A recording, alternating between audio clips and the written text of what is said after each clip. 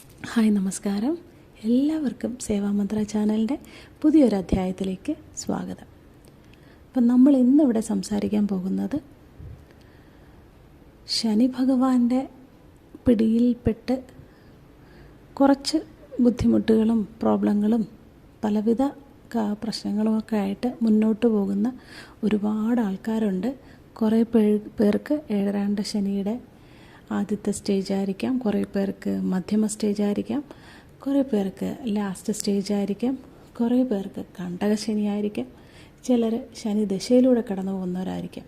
ഇവർക്കൊക്കെ പ്രയോഗിക്കാൻ പറ്റിയ ഒരു ഉത്തമ മന്ത്രമാണിത്.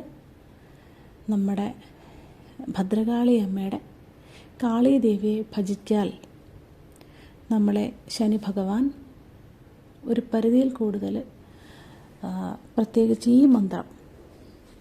ഈ മന്ത്രം ജപിച്ച് സിദ്ധി വരുത്തുന്നത് നമ്മുടെ ശത്രുക്കളും നമ്മളോട് അടുക്കില്ല. ശനിപ്രീതിക്ക് ഏറ്റവും നല്ലതാണ്. മാത്രമല്ല, ശനിയുടെ ദോഷഫലങ്ങളൊന്നും തന്നെ നമ്മളെ ബാധിക്കില്ല. അപ്പോൾ നിങ്ങളെല്ലാവരും ഇത് ചെയ്യണം. ശനിയുടെ ഏഴാണ്ട ശനിയിലോ കണ്ടക ശനിയിലോ അല്ലെങ്കിൽ ശനിയുടെ ദശയിലോ ചാരവശാലോ ഒക്കെ ജാതകത്തിൽ ഒക്കെ നോക്കിയിട്ടും അല്ലാതെയും അങ്ങനത്തെ ഒരവസ്ഥയിലൂടെയൊക്കെ പൊയ്ക്കൊണ്ടിരിക്കുന്നവർ ഇതെന്തായാലും ദിവസവും നിങ്ങളുടെ ജപത്തിൽ ഉൾപ്പെടുത്തണം.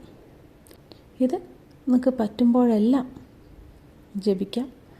അമ്മ നിങ്ങളുടെ ആ ശനി ദശയുടെ കൊണ്ട് നിങ്ങൾ അനുഭവിക്കുന്ന കാര്യങ്ങളിൽ നിന്ന് നിങ്ങൾക്ക് മുക്തി നേടാൻ തീർച്ചയായിട്ടും സാധിക്കും. ഭദ്രകാളി അമ്മ അറിയാമല്ലോ.